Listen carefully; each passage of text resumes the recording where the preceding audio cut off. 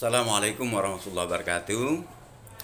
Bertemu lagi kita dalam bab mengenal diri. Qala ta'ala bil Qur'anil Karim. A'udzu billahi minasyaitonir rajim. Bismillahirrahmanirrahim. Alif lam mim. Zalikal kitabu la raiba fihi hudal lil muttaqin. Shadaqallahul adzim.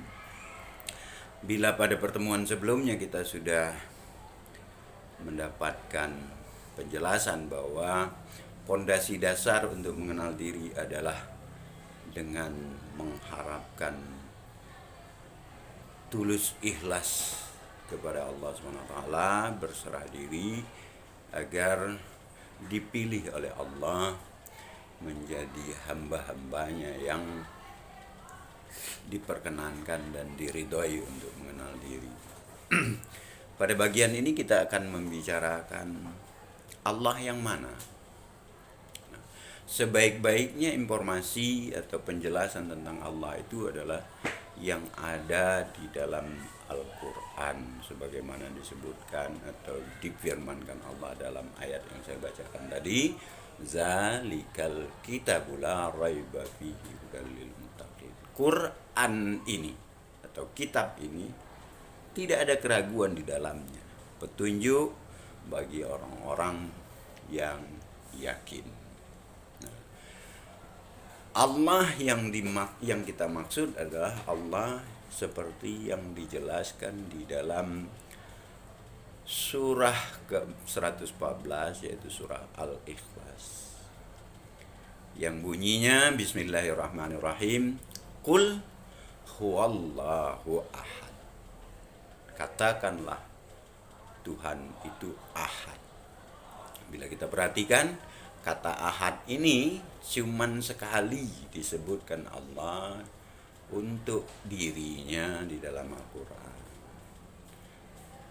Ini menegaskan kepada kita bahwa ahad yang diartikan atau dialih bahasakan menjadi bahasa Indonesia sebagai esa atau satu itu sangat-sangat krusial, karena ahad yang dimaksud di sini adalah sama sekali tidak berbagi, benar-benar tunggal, satu.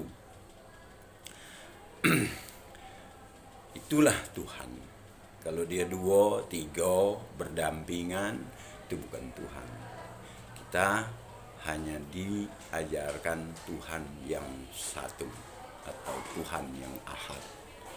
Sedangkan tidak ada bilangan sesudah ahad. Nah, kalau wahid ada yang sama dengan ahad, yang mirip dengan ahad adalah wahid. Sesudah wahid ada isnin, tapi sesudah ahad tidak ada lagi bilangan lain, hanya tunggal. Kemudian Allahus Somad, Allah yang tempat bergantung seluruhnya, baik manusia, hewan, langit, bumi, matahari, bulan, segalanya itu bergantung kepada yang ahad tadi. Boleh jadi kita dalam kehidupan sehari-hari kita bergantung, misal seorang karyawan bergantung kepada atasannya, tapi atasannya tersebut bukanlah tempat bergantung seluruh makhluk, maka dia tidak dapat kita kategorikan sebagai ahad atau sebagai Allah. Kemudian di surat tersebut Allah juga sebutkan dirinya lam yalid walam yulad, tidak beranak dan tidak diperanakan. Jadi kalau ada yang menyebut beranak atau Tuhan itu dilahirkan, maka di dalam pemahaman mengenal diri itu bukan Tuhan. Dan terakhir, identifikasi atau penjelasan tentang Allah ini adalah walam yakullahu kufuwan ahad. Tidak ada satupun yang menyamainya, menyerupainya. Hingga kalau ada yang bergambar, dia bukan Tuhan. Tuhan yang kita maksud adalah Tuhan yang tidak terlihat, tidak sama, Eh, Kalau dia masih memiliki satu saja sifat makhluk, nampak atau dapat dilukis, dapat digambar, dapat dibayang-bayangkan, itu bukan Allah.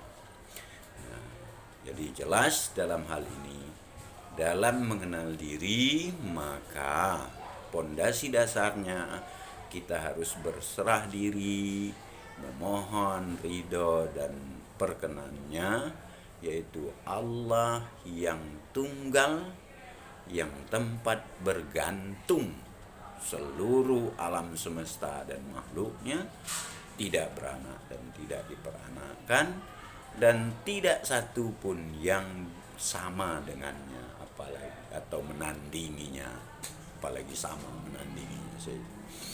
Mungkin itu dulu pada kesempatan yang singkat ini, penjelasan tentang pondasi mengenal diri adalah berserah diri total kepada Allah yang ahad, Allah yang tidak beranak dan tidak diperanakkan, Allah yang hanya kepadanya bergantung segala makhluk, dan Allah yang tidak ada gambarnya, tidak ada yang menyamainya atau menandinginya, dan tidak ada sekutu baginya.